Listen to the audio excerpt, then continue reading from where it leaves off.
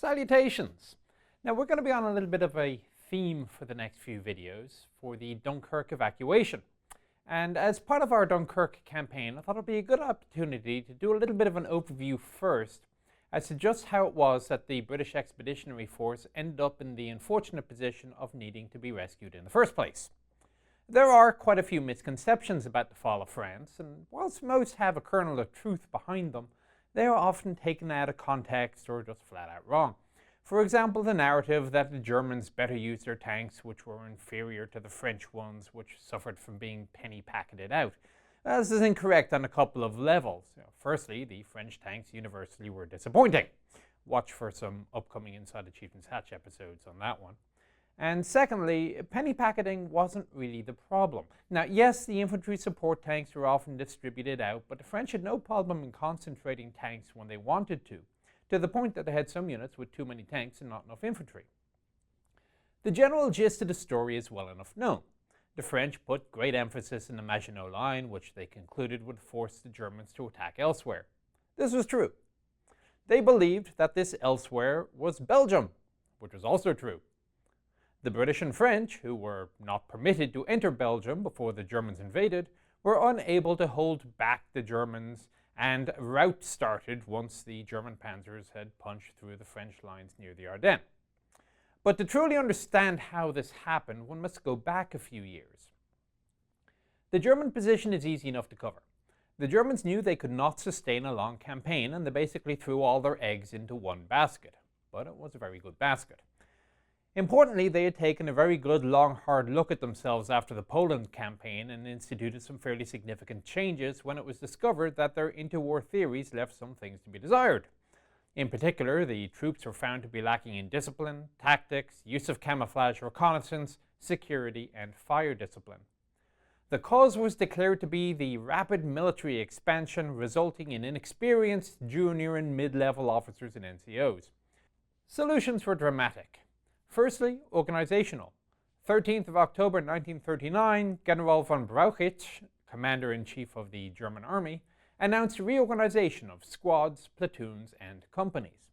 Also, the motorized infantry divisions were too unwieldy, so they lost one of the 3 regiments, and the infantry thus freed up was given to the panzer divisions, which went from 3 to 4 battalions in their infantry regiment. The Germans then undertook a very significant training evolution during the winter of 1939-1940 to the point that OKH, the Army Command, was churning 300 battalion commanders at a time through a 4-week course. As a result, though the German experience in the Spanish Civil War is often cited as a reason why they were well placed at the start of World War II, it is important to note that as a self-critical organization, the army which invaded France was substantially different and better than the army which invaded Poland, due to the applied benefits of combat experience. Still though, you have a predominantly horse-drawn army which has moved to tactical air to make up for the deficiencies in artillery caused by being not able to horse-draw along enough pieces and ammunition to do the job. Great if you have air superiority, not so great in bad weather or in the face of opposition. The opposition did not have such benefits as combat experience. The last major conventional campaigns that they had fought were a good few years previously, and they had their own reasons for being in their own situations. The British were actually in fairly good condition, being one of the world leaders in the field of military development. The BEF was the only fully motorized force in the campaign, although some of the vehicles were just taken up from civilian ownership, but they were still there. With an understanding of combined arms theory and the potential of the tank, they had good modern artillery, pretty reasonable tanks, and well-trained troops. The RAF was more suited for the defense of the UK than for tactical air support, however, and a very conscious decision was made by the British to not risk the defensive capabilities of the home islands by sending the airplanes off to France. Hence, the BEF could only count on a total of 12 Hurricane squadrons for top cover, and 2 of them weren't even officially part of the BEF. The French went their own way, and not without good reason. The War of 1914-1918 was a significant emotional event at the national level.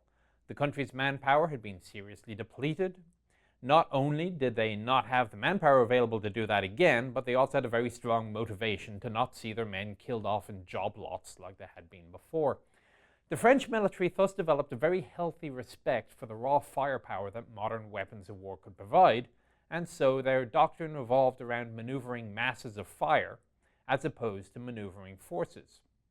Now, of a little nitpicky side note, this is arguably a little bit redundant, as maneuver is about placing the effects of fire on the enemy, not just moving forces around, which is, bizarrely enough, known as movement. At the top end of this doctrine was the god of war, artillery. The French had great faith in artillery, and it was the senior commander's job to control it, to place his fires at what he believed would be the decisive point. Indeed, the thinking was such that if the control of the artillery was devolved to a lower level, then the senior commander will have lost his ability to decisively influence the battle. The 1926 regulation on maneuver of the artillery noted, quote, "The systematic allocation of all artillery to subordinate elements must be avoided. It constitutes an abdication of command," unquote. Compare this to the US Army's position later on in the war, which has basically gone on until today. Authority for fires would be devolved to such a level that a private soldier could call in artillery. The French believed in what they considered to be the methodical or driven battle, or la bataille conduite. This was a highly centralized system in which movement was pushed from the top instead of pulled from the bottom. The most important thing, though, was to stop the enemy attack. The thinking was that there should be a defense in depth.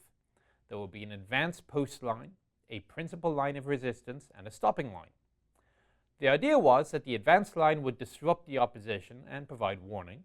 The main line should cause the bulk of the damage, and thus the enemy which made it to the stopping line will be incapable of breaking through it. If it did look like they would break through, then there would be a process known as colmater, or filling, which would be the movement of reserves to fill in the gap and finally stop the opposition. These reserves would include artillery fire. Remember, that's why the French had massive amounts of long-ranged heavy artillery to allow the commander to switch its area of focus as needed. Then could come a deliberate counterattack. Commanders were required to stay at their command posts, able to receive and distribute telephone messages as they came in. There were a couple of teensy issues with the doctrine in practice, though. One flaw was the presumption that the defenders could reinforce a weak point faster than the attackers could exploit it. Another was the very heavy emphasis on telephone communications, which of course would immediately fall to pieces if the wires got cut or whenever a unit had to move and there wasn't time to relay the wires.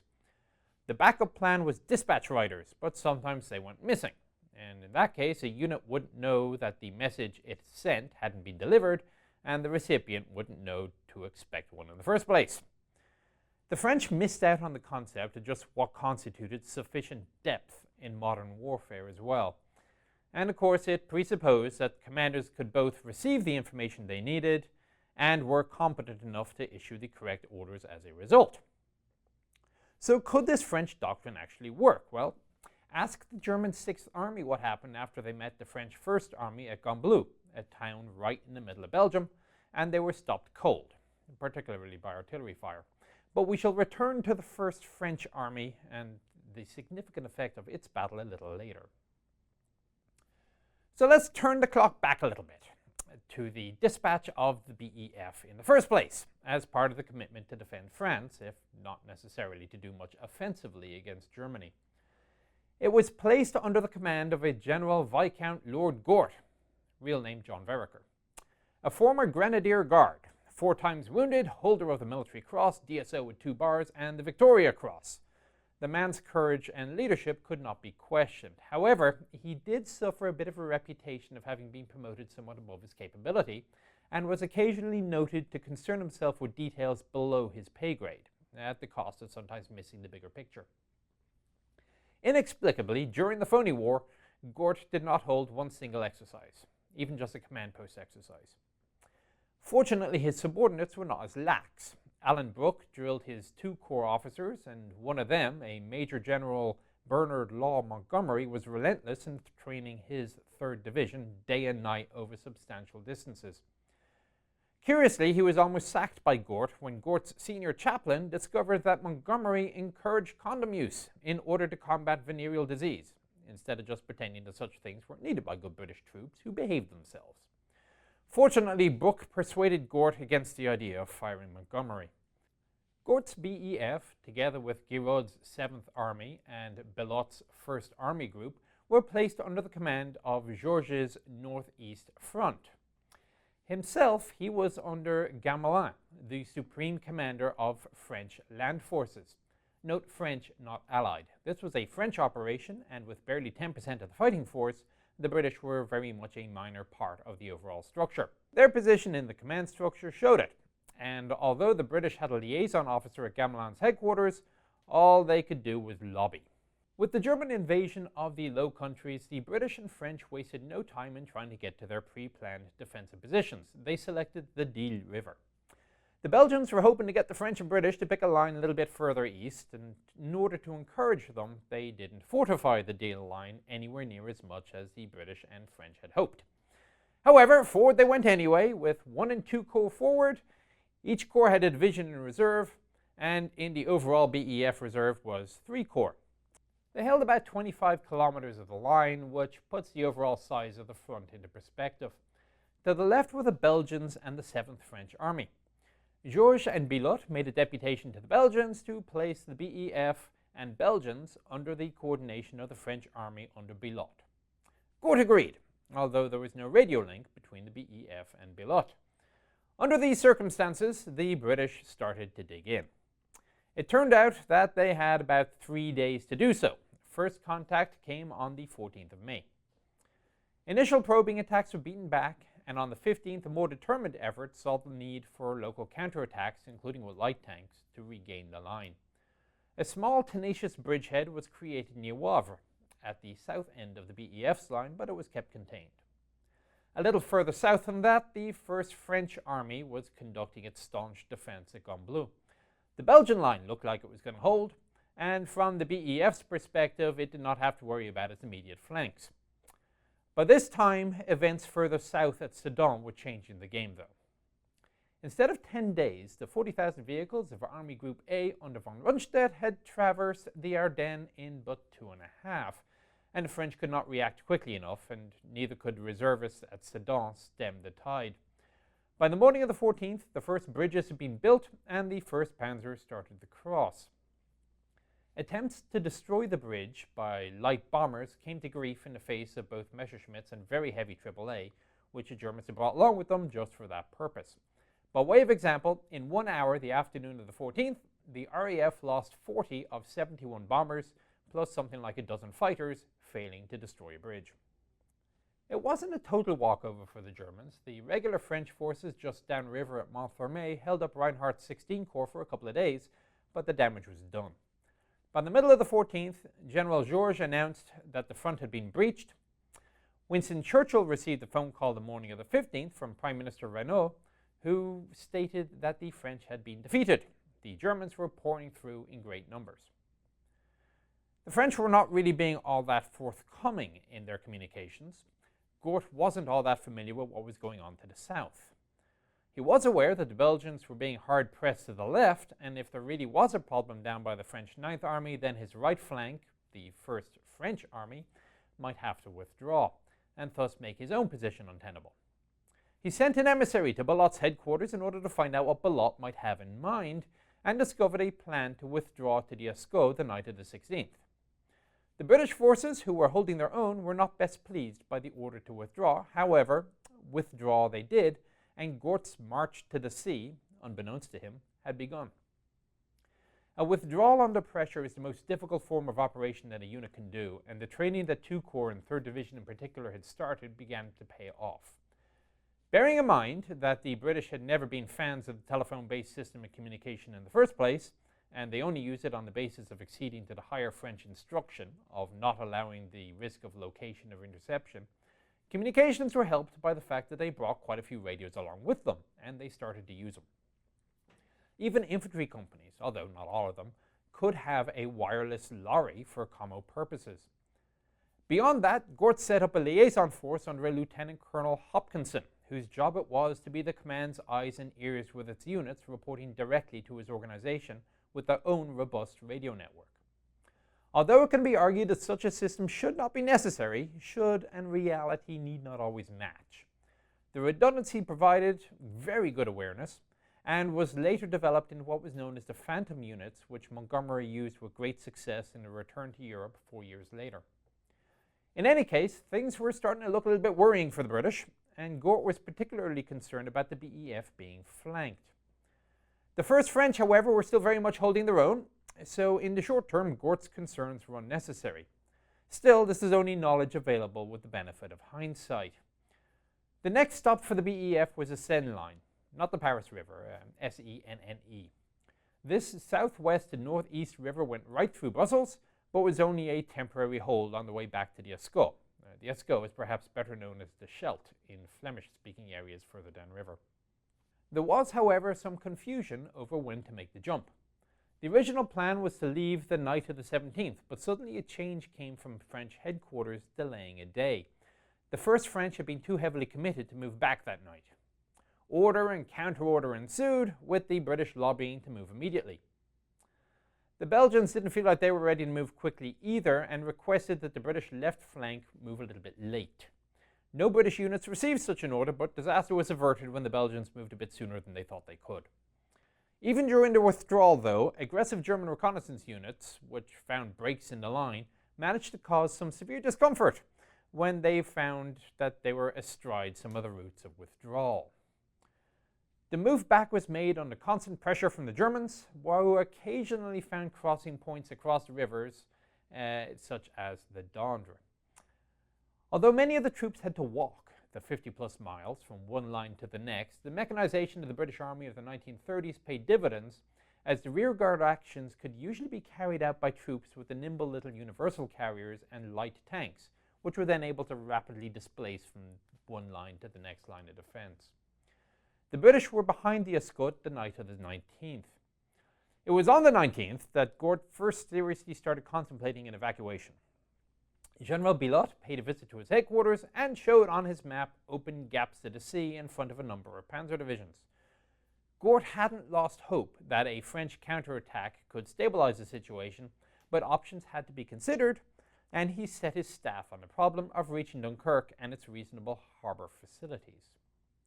When he informed London of the problem, London, hearing less dramatic assessments coming from Paris, suggested instead that the BEF move southwest to Amiens in order to shorten the French line, and they sent the chief of the Imperial General Staff, General Ironside, to France to tell Gort as much. When he got there, Gort provided a rather contrary view of things. Ironside later went to visit the French commanders and literally had to shake some aggression into Bilot, which did not fill Ironside with confidence. The conversation in the UK, as a result of Ironside's visit, started thinking about the possibility of evacuation on the English side of the Channel. On the French side of things, Gamelin, ineffective as he was fired. He was replaced by a General Weygand, recalled from Syria, which begs some interesting questions for the requirement to bring somebody up to speed in a fluid situation when he comes in from another continent entirely. When he showed up the morning of the 20th, he announced that had he known the situation was so bad, he wouldn't have come.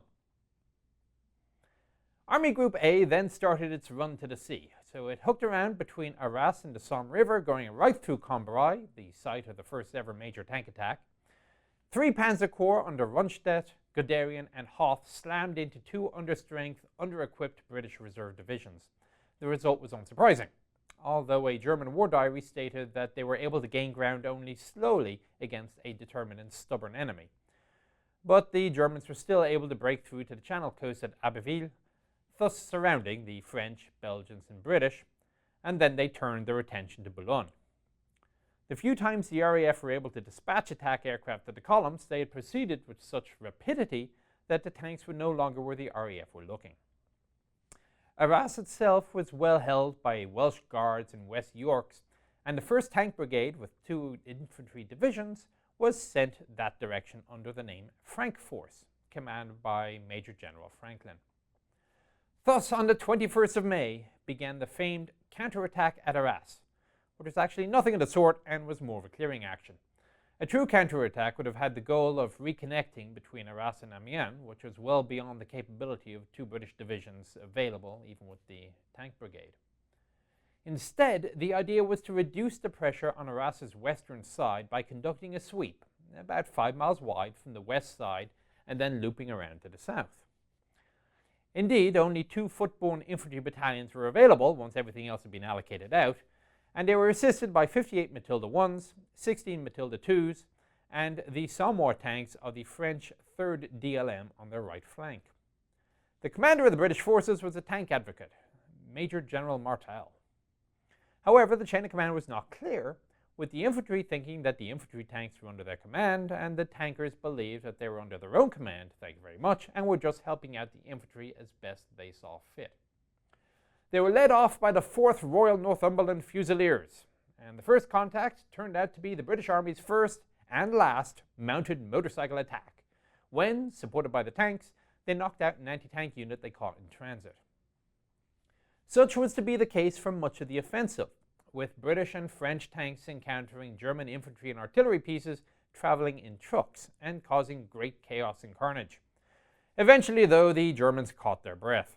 Artillery pieces firing a direct fire roll knocked out a full score of tanks even before the 8.8s made their infamous appearance. A combination of artillery, 8.8 and 2 cm flak firing incendiary hammered into the British vehicles, bringing the sweep to a close. In the end, only 2 Matilda 2s and 26 Matilda 1s survived, although the personnel casualties of the British forces were reasonably light, as they fell back under the guns of and with some transport from the French 3rd DLM, which as a whole made a good account of itself in the fight, despite having been lost from the popular narrative. For the loss of the majority of its tanks, the British achieved 3 things. Firstly, it captured some 400 prisoners, who weren't actually all that put out. They figured to be back with their colleagues soon enough. And they took out a reasonable number of German equipment, transports, and armored vehicles. Secondly, it provided the Germans with the first serious reverse. Guderian later wrote that the SS Totenkopf Panzer showed signs of panic. As a result, the Germans started to put a little bit more emphasis on securing its rear instead of on the attack, which would have a tangible benefit for the BEF's evacuation. Finally, the operation made it fairly clear to the British that given the operation sustained in a mere sweep, actually breaking through to the French lines in Amiens was not a reasonable proposition, and it focused attention quite nicely on the problem of evacuation. In the meantime, Weygand flew at great risk to consult with his trapped commanders. He asked the Belgians to fall back to shorten the line, which would allow a greater force to attack south and break through the German penetration. Billotte did not tell Weygand that he didn't think he could do it, and nobody could find Gort, who had no idea that Weygand was visiting the Belgians in the first place. It turned out that the message had never made it through. Weygand interpreted Gort's non-attendance as a lack of interest in helping his ally, and this started the foundation for the story of British betrayal, which has oft remained. On his way back from the meeting, Billotte was killed in a car crash, and it took 3 days for his replacement to be named. After a long and hazardous return trip to Paris, which included being bombed as he rode in a torpedo boat from Dunkirk to refuel in Dover, Weygand reported confidently his plan to Prime Minister Renault and also to Winston Churchill, who happened to be visiting Paris.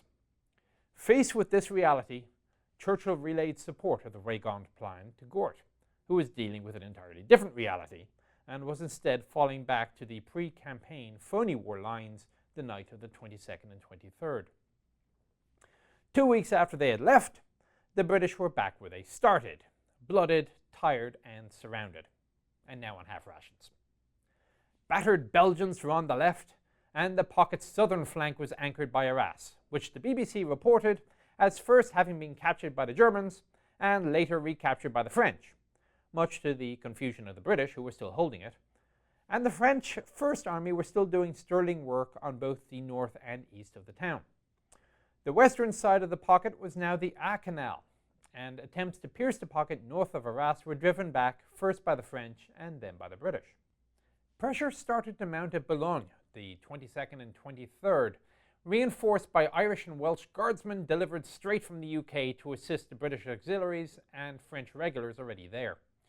Despite naval gunfire support from the Royal Navy and the use of 3.7-inch AA guns in the anti-tank role, the British were forced back and an evacuation aboard destroyers began, HMS Keith was getting its first taste of such an operation under fire, which would become more familiar to her crew at Dunkirk.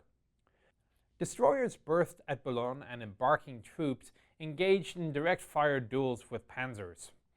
A 4.7-inch shell would do nasty things to a 1940 tank. Actually, it'll do nasty things to a modern tank as well, but probably not send a modern tank cartwheeling into the air, which was the action one panzer demonstrated to receiving the attention of a naval gun.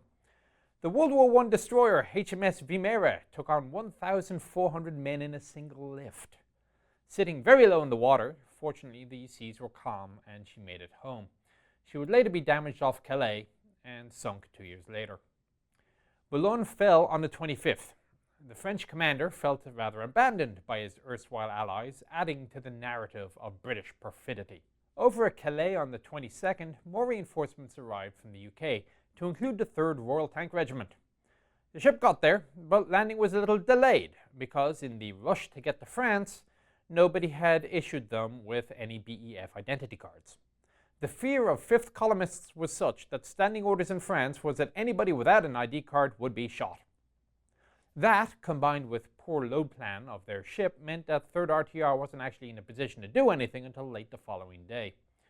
Now, one may laugh, but the US Army in 1942 was sufficiently concerned that the first US troops to North Africa would be denied permission to land, that they requested that the State Department send folks to the port of embarkation to issue passports on the spot to soldiers who didn't have one. 30th Brigade, an infantry unit and also in a similar state of utter confusion with weapons separated from personnel, came along with the tankies. Personnel disembarked soon enough, but vehicles and heavy equipment were not. By the 24th, an evacuation seemed likely, and there was little point in offloading equipment which would then need to be abandoned, or if you're lucky, reloaded. Worse, preparations started to be made for evacuation, to include scuttling of equipment to prevent capture. The decision to stay and fight to the end came only after a number of weapons, to include tanks, had been sabotaged. Aided primarily by statements of support over the wireless from London about how their gallant stand would be remembered, and a bit of naval gunfire from Royal Navy destroyers, which at least embarked the wounded, they held out until the 26th, as near as can be determined, purely to attempt to give the government in Paris a bit of a spine by showing that their British allies weren't interested only in going home.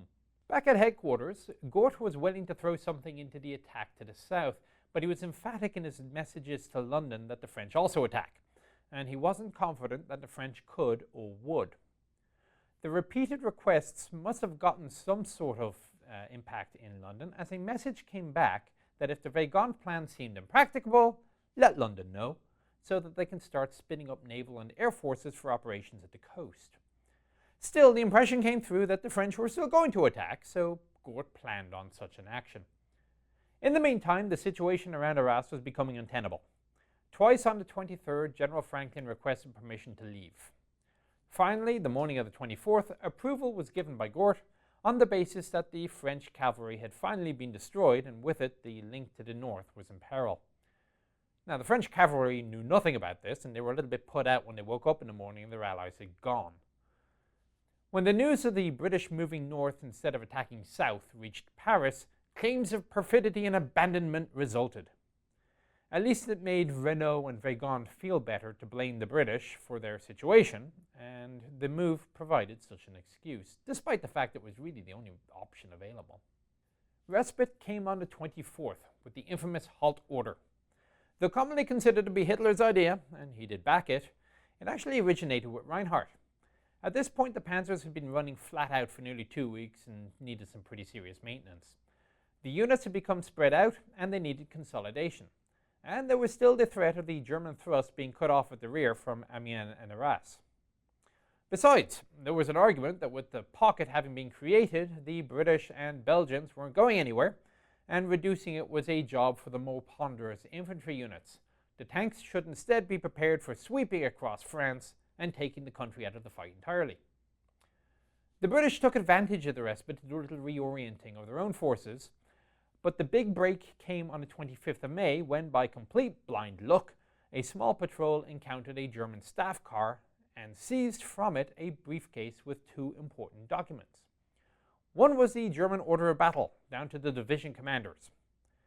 The other was 6th Army's instructions for the attack against the Belgians, which, if successful, would see the total encirclement of the BEF from the north.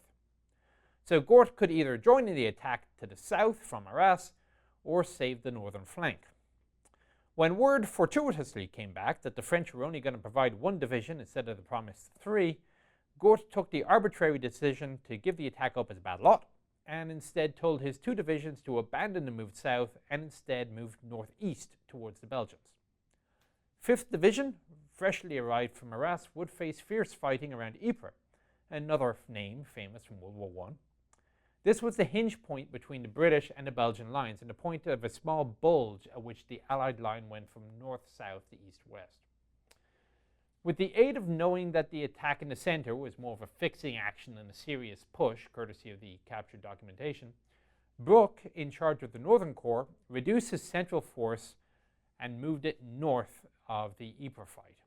This was, in effect, a sidestep, under pressure at night. And fortunately, it was precisely the sort of thing that Montgomery had been training his units to do. 3rd Division relocated north, tracing a route less than 3 miles from the front line, between the artillery and the units holding the line, and reinforcing both 5th Division and the French 2nd DLM, which was also fighting well. The northern flank held, at least until the Belgians collapsed, which they did the morning of the 28th. A race then began to plug the gap between the remaining Allies and the sea before the Germans piled through, a race which the British barely won, but when they did. In the meantime, the 1st French Army was going through its last throes, defiantly holding Lille to the extent that when they finally capitulated, the Germans let them march out with honours, and in the process they also bought the BEF a bit more time to establish their own new lines. Some French did join the move north.